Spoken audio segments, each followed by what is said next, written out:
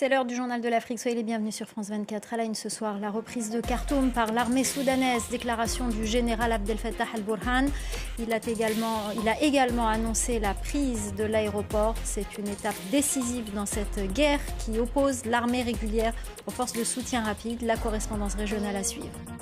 Dans cette édition également, nous irons à Saké, à une vingtaine de kilomètres de Goma, dans l'est de la République démocratique du Congo. Vous verrez que les populations qui avaient été contraintes de partir sont de retour.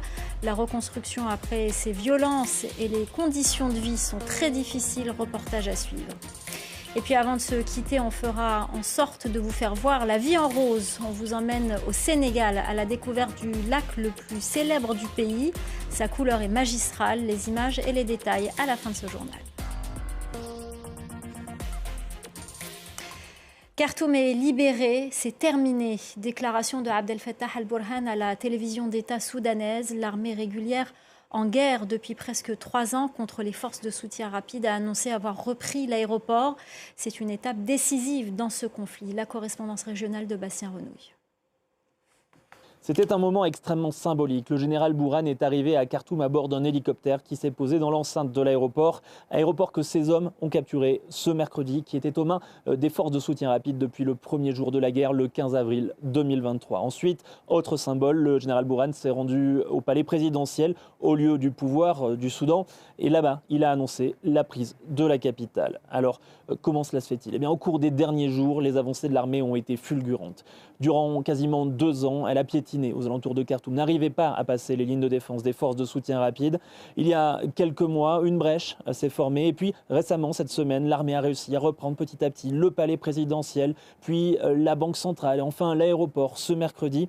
Or, qui contrôle l'aéroport contrôle une très grande partie de la capitale car il est situé en plein centre-ville et donne accès à de très nombreux quartiers périphériques. Alors, est-ce que cela signifie que la guerre est totalement terminée à Khartoum ?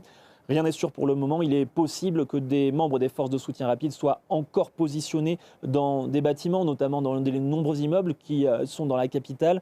Et ensuite, cela signifie-t-il que la guerre est en train de se terminer dans le pays ?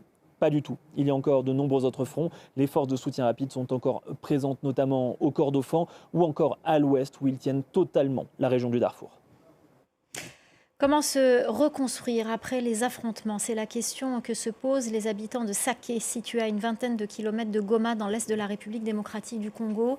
Il y a 2 mois, la localité a été le théâtre d'affrontements violents. Depuis, les habitants qui y sont revenus vivent un quotidien difficile. Reportage d'Aurélie Bazaraki-Bangoula. Saké, cité détruite, porte encore les stigmates des combats. En témoigne la maison de Christophe Mouyana, éventrée par les bombes. Il tente de récupérer ce qu'il peut, comme cette tôle, utilisée pour construire une tente pour abriter sa famille. Ma maison a été totalement brûlée. Nous avons construit une tente provisoire pour s'abriter. Je n'ai pas les moyens pour réparer ma maison. En attendant, c'est avec les moyens du bord que les habitants réparent leur maison. Signe de retour à la normale, les vendeuses sont revenues dans les rues. Farines et pommes de terre sont disponibles, mais cela fait 2 mois que la cité est sans électricité et sans eau courante. Seul point d'eau pour les habitants, cette petite rivière prise d'assaut. C'est la seule source, nous venons tous ici. Un mince filet d'eau pour remplir des centaines de bidons. Amina, elle, fait sa lessive. À la maison, l'eau ne sort pas des robinets. Ici, il y a de l'eau de la rivière pour me permettre au moins de faire la lessive.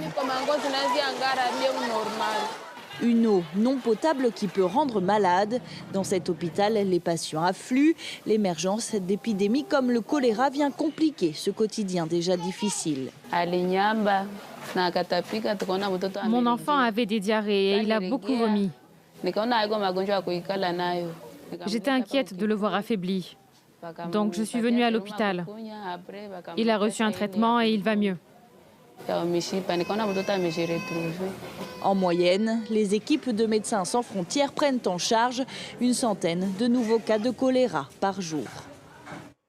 On en vient aux tensions entre le Soudan et le Tchad. Khartoum menace son voisin d'attaquer et l'accuse de soutenir la rébellion des forces de soutien rapide. Selon le Soudan, le Tchad permettrait aux armes livrées par les Émirats arabes unis de parvenir aux rebelles en transitant par son sol dans les territoires tchadiens frontaliers du Soudan Les civils craignent d'être les premières victimes d'un conflit entre les deux pays. Reportage d'Harold Girard. Abdallah Ibrahim Arbab dirige une association pour le développement de son canton. Les fonctionnaires de l'État tchadien désertent souvent leurs postes dans ces zones frontalières. Elles seraient les premières touchées si le Soudan mettait à exécution ces menaces d'attaque au Tchad. Il y a quelques mois, cette école du village de Gabiné n'avait pas d'enseignants. Celui qui donne cours aujourd'hui est une recrue de l'association. Ici, ça de mourir même là, c'est pour donner la connaissance. Ici, les enfants sont en retard et je veux maintenant que ces enfants de cette zone qui sont manqués de l'éducation là puissent aussi être comme les autres Tchadiens. Oui, les parents ont peur. Les parents ont toujours peur. Hein? Maintenant, là, même les élèves, même là, fait des bousées, aller au bord ici, là, ils disent non, ils ne vont pas mourir. Plusieurs dizaines de kilomètres plus au sud, dans un autre village tchadien frontalier du Soudan, les craintes d'un conflit sont les mêmes. Rachida Mahamat est sage-femme. Elle est le seul personnel médical de la zone. Quelles sont les difficultés que vous pourriez rencontrer ici en termes de sécurité, compte tenu des tensions entre le Tchad et le Soudan ? Je suis sage-femme et j'habite dans un village dans la zone frontalière, là-bas. Je dois parfois venir au centre de santé la nuit pour aider aux accouchements. À cause de ce manque de sécurité, quelque chose peut m'arriver à tout moment. J'ai peur. Vous savez, nous sommes nés ici et nous avons grandi ici.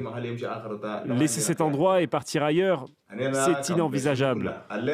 Même si la guerre venait nous rattraper, nous resterons quoi qu'il arrive. La fuite ne sera pas une solution. Les officiels soudanais menacent régulièrement le Tchad d'une attaque à grande échelle.